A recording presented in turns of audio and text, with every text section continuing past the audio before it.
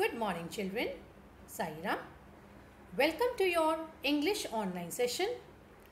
Children, in last session, we had discussed the poem Please Listen by an anonymous poet.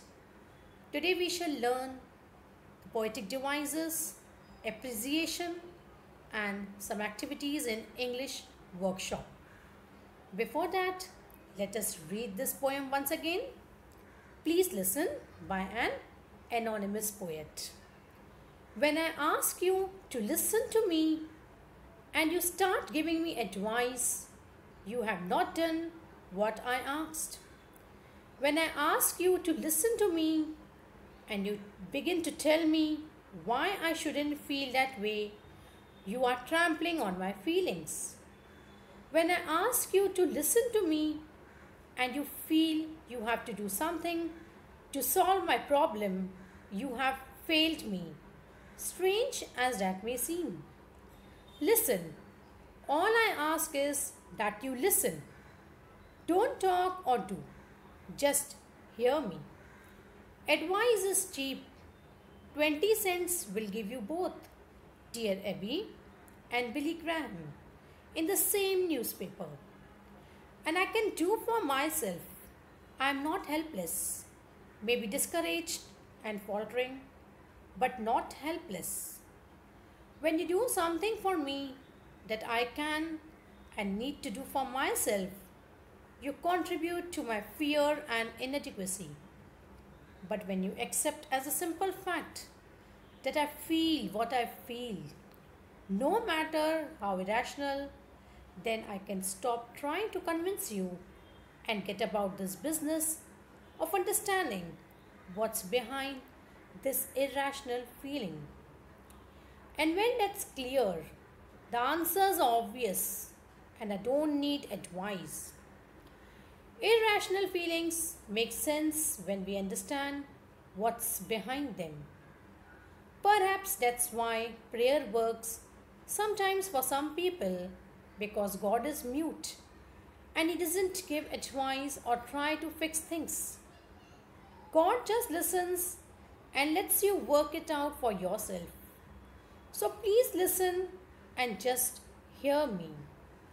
And if you want to talk, wait a minute for your turn and I will listen to you.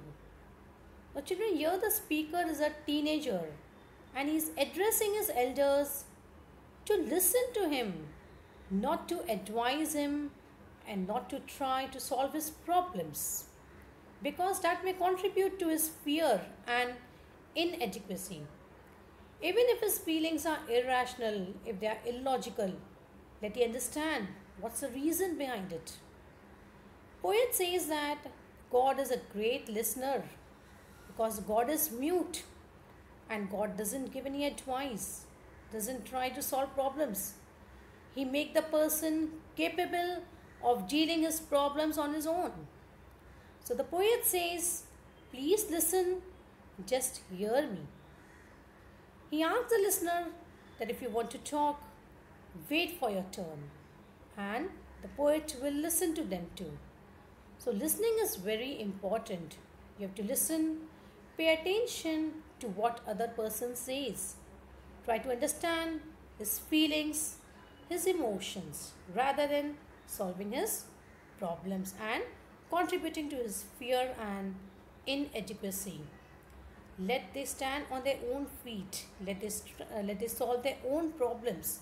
Okay, so they should not depend on anybody. Okay, so that is about this poem. Please listen. Okay, now let us see what activities are there in English workshop. The children, hear the poet. He uses a free conversational style in this poem. It's in a form of a conversation. It is also called as colloquial style. Pick out and write such lines or expressions that support the above statement. Yes, so here the poet in this poem, he uses a conversational style. It's in a form of a conversation, a free style. It is also called as colloquial style. So here we have to pick out some lines or expressions that support the above statement that it is a conversational style used in the poem. The first one, you have not done what I asked. So, when I ask you to listen to me and you start giving me advice, you have not done what I asked. So, here it is in the form of a conversation. The poet and the listener, whoever is listening to him. Listen. All I ask is that you listen. Don't talk or do, just hear me. When you do something for me that I can and need to do for myself, you contribute to my fear and inadequacy. So please listen and just hear me. And if you want to talk, wait a minute for your turn and I will listen to you. So all these lines or expressions, they support the statement that the poet uses free or conversational style in the poem. Okay. Now, next one. Put the following expressions on a table of do's and don'ts as expressed by the poet. So we have to make a table of do's and don'ts. Yes, so please listen. So please listen. Where you will put here? You will put in do. Okay. So here the poet says to listen. Please listen. So it will come in do's. Give me advice. Yes. It will come in don't. Don't give me advice. Yes. So don't. Tell me why. Again it will come in don't. Solve my problem. No. The poet never asks to solve the problem. Just hear me. Yes. The poet says do hear me. Accept as a simple fact. Yes. Contribute to my fear. Don't. Wait a minute. Yes. Do wait a minute. So you have to put in a table. So just have a look, children. In do's column, do listen. Do's just hear me. Accept my feelings as a simple fact. Wait a minute. So all this will come in do's column. And don'ts, give me advice. That is, don't give me advice. Don't tell me why. Don't solve my problem. Don't contribute to my fear. Okay. So you have to make a table of do's and don'ts. Okay. Understood, children? Now, children, let us discuss some question answers. What does the listener do when the poet asks him to just listen? You have to just give 3 points. When the poet asks the listener to just listen, the listener gives him advice, tells him why he shouldn't feel that way and tries to solve his problem. Yes. So what does the listener do when the poet asks him to listen? The listener, he starts giving advice and he tells him why he shouldn't feel that way and tries to solve his problem. Okay. Next one. Why should seniors not overprotect or over-pamper juniors? Let us see what's the answer. If seniors overprotect or over-pamper juniors, the juniors will be unable to stand on their own feet and face the world. They will not be able to overcome their fear and inadequacy. They will not become confident. So, seniors should not overprotect or over-pamper juniors. Even parents, okay, even they should not pamper their child, okay, otherwise how they will stand on their own feet. So you should stand on your own feet, be confident so that you can face the world and overcome your fear and inadequacy, whatever you are lacking. Okay, if you have low confidence, so try to build up your confidence level. Okay, so therefore seniors should not protect or they should not over pamper their juniors. Okay, let us see what are the figures of speech used in the poem. The children, in this poem there are not many figures of speech as such. Now just have a look at this stanza. When I ask you to listen to me and you start giving me advice, you have not done what I asked. When I ask you to listen to me and you begin to tell me why I shouldn't feel that way, you are trampling on my feelings. When I ask you to listen to me and you feel you have to do something to solve my problem, you have failed me. Strange as that may seem. Listen, all I ask is that you listen. Don't talk or do, just hear me. So children, if you observe this line, when I ask you to listen to me, here it's repeated 3 times. Yes. So this line, when I ask you to listen to me. The figure of speech used is repetition because this line is repeated in the poem for emphasis. Next one. Listen. All I ask you, listen. So your children, the figure of speech uses exclamation because a strong feeling is expressed. Also, it's a repetition because the word listen is repeated twice. Yes. Next one. Perhaps that's why prayer works sometimes. Now, your children, the figure of speech used is personification because children here prayer works, not the work. Okay, work is human action and it is given to prayer. You can say prayer is personified. That way also you can say, or to work is human action and it has been given to prayer. So hence it is personification. Okay. So there are not many figures of speech used in this poem. Maximum it is repetition. Okay. Personification.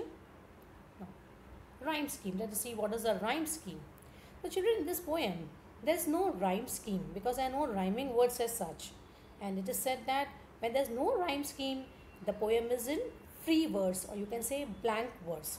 So in this poem, please listen, there is no rhyme scheme. The poem is written in free verse. Now let us do the appreciation. Write the appreciation of the poem in a paragraph with the help of the following points. So children, you know that how you have to write the appreciation. Yes, title, poet, rhyme scheme, figures of speech and theme or central idea. So it's a question carrying 5 marks. You remember? Yes. So you have to write in paragraph format. Remember children? Let us have a look at the appreciation. The poem, please listen, is written by an anonymous, that is unknown poet. There is no rhyme scheme in this poem. The poem is written in free verse, or you can say blank verse. The figures of speech used in the poem are repetition, exclamation. In the following line, perhaps that's why prayer works sometimes, personification is used to work is human action and it has been given to prayer. So children, first you have to write the title of the poem, then the writer, then the poet. Now here we have unknown poet, anonymous poet. And there is no rhyme scheme. It is written in free verse or blank verse. Not many figures of speech are used, children. So repetition, exclamation, just now we had seen. And we have to explain one line. Okay, what is the figure of speech used in that line? So the following line, perhaps that's why prayer works sometimes. Personification is used as work is human action, human quality, which is assigned to, or you can say which is given to prayer. Now next, that is a theme or central idea. The poem, please listen, is a strong statement to people who are always trying to advise others and solve their problems. The poet says that God has his own way of answering prayers. Rather than helping people directly as if by some magic, he helps them by making them capable of dealing with the problems on their own and not depending on it. This is the deeply touching and motivating idea of the poem. So this is the central idea, or you can say the theme of the poem. Okay. So what is the theme? What is the central idea? The poem, please listen, is a strong statement to the people who are always trying to advise others, trying to solve their problems, and in that way what do? They contribute to their fear and inadequacy. The poet says that God has his own way of answering prayers. The God, okay, what he does? What does the God do? Okay, he helps them by making them capable of dealing with the problems on their own and not to depend on him or anybody. So this is the touching and motivating idea of this poem. Please listen. Okay. Now children, there's a very interesting activity for you. Find out and write down some proverbs, axioms, quotations that convey a message similar to self-help is the best help. Yes, so you have to write down some proverbs, quotation, axioms that convey the similar message. Just have a look. I have given some. Just trust yourself, then you will know how to live. Self help is the root of all success. God helps those who help themselves. Once we accept our limits, we go beyond them. So these are some proverbs, okay? So read what is the meaning of these proverbs, okay? It is very important. You should try to understand what's the meaning of these proverbs, okay? You have proverb expansion, right? So read these, try to find out what is the meaning of these proverbs, okay? So children, I hope you have understood this poem. Please listen. Yes, so thank you my dear students. Take care of yourself. Sai Ram.